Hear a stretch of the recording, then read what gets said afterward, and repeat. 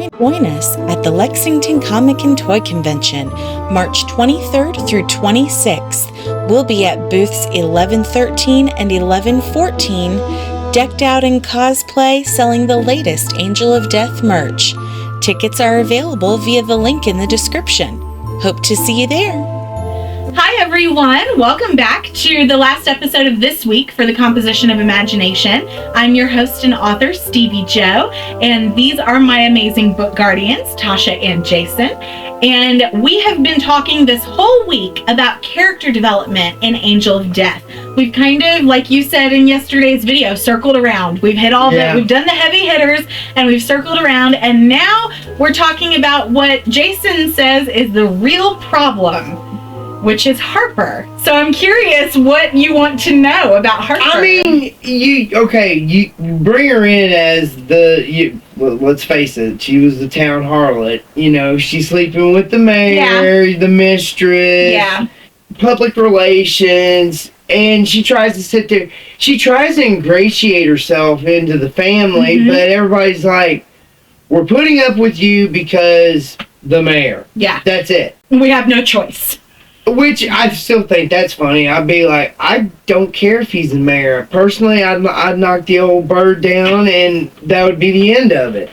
He's what, 70, 80 years old? He's late 60s, early 70s, yeah. I mean, okay, so, yeah, he's retirement age. She needs to retire. She's not even 30. Yeah, she was like in, late 20s, I think you said. 28. Well, by the time the second book comes around, she's 29.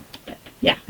Okay, so yeah, that's yeah. And she initially comes across as one you wouldn't trust because only reason she's there is really protect James. And then as the books progress, which I like that character development, you find that not all is what it seems. Yeah. Why did you go that route?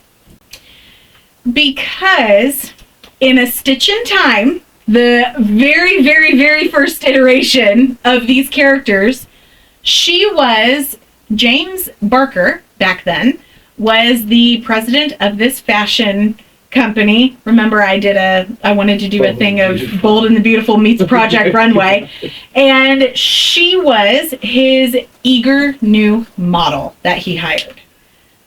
And wow, that just sounds like trouble already. Yeah. And it was this secret affair that they were having, and I stopped actually like halfway through with her character because I was like, and she was going to be the main heroine, believe it or not. Where Ezra was the main hero and all that in For I Have Sinned, she was the main heroine in A Stitch in Time, which is really funny to see how they've changed.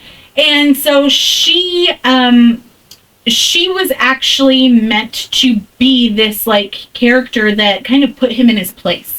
And she toyed with him for a little bit, but then she was like, no, I'm putting a stop to this because what you're doing, whatever, I can't remember what I had for like a plot for them, but whatever it was, she didn't like it and it was wrong and she had to fight against him, whatever. So I kind of tried to keep a little bit of that element when I brought her over because I liked her. I really liked her as a character. I mean, there's aspects of the character as you go through the book that you go, okay, she's not totally awful. Yeah, and the whole thing is that I wanted for when you look at that kind of relationship where it looks like you're like, oh my God, I wanted you to see as the reader that it's not always what you think. Behind closed doors, it's totally different. And it's not even just in James and Harper's bedroom. It's when Harper's alone. It's totally different.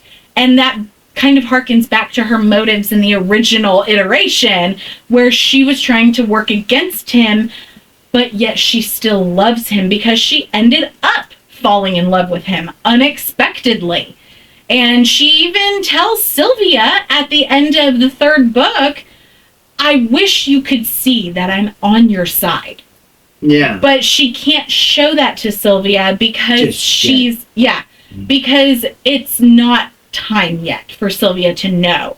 So she I wanted her to be like this.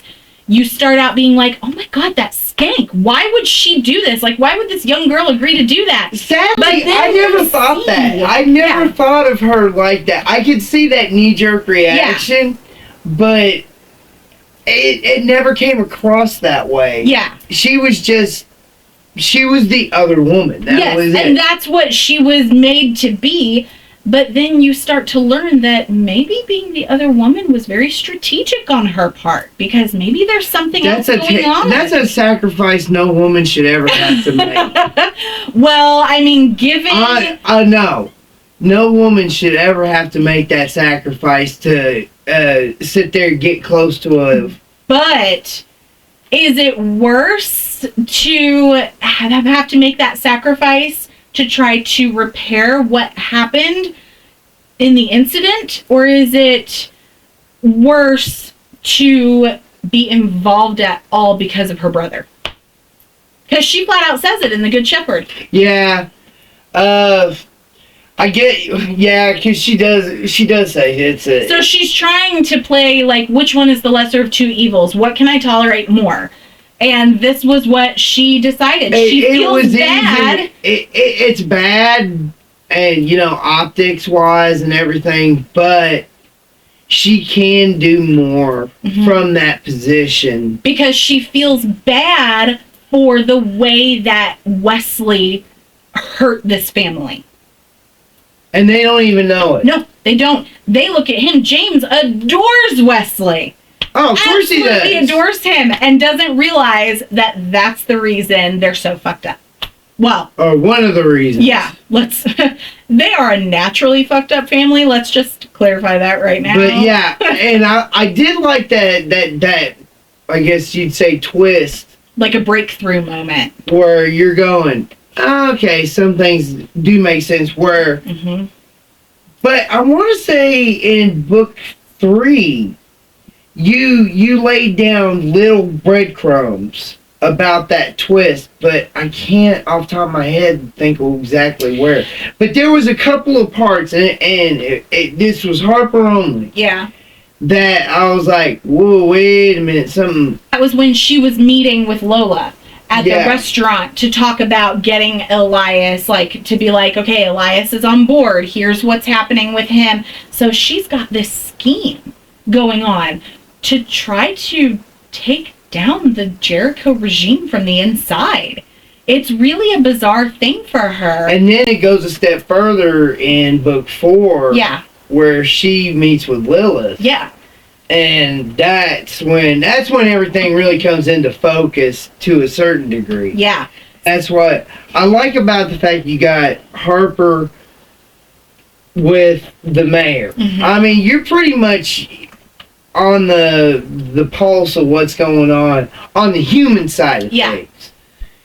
And then you got the brother, which ties into that character development, Wesley. And to be fair, he really makes people that want to join the church. Oh yeah.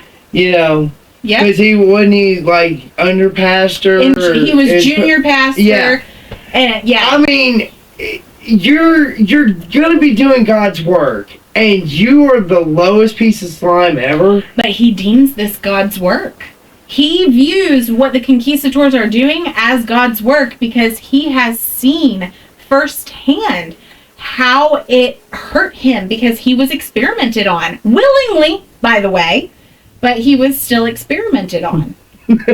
And that really fucked him up. So I get that. He's this beastly feral creature, and it just... he doesn't like it anymore, and he's like, well, now I want more than ever to be human, so y'all need to hurry up with this cure. I don't get that. I get, yes, he thinks he's doing God's work. But him being termed human, no. I don't fully believe that. I think that's lip service, because he enjoys the beast and being out there. The mysterious feral that is running around Murr County, well, that's an easy answer.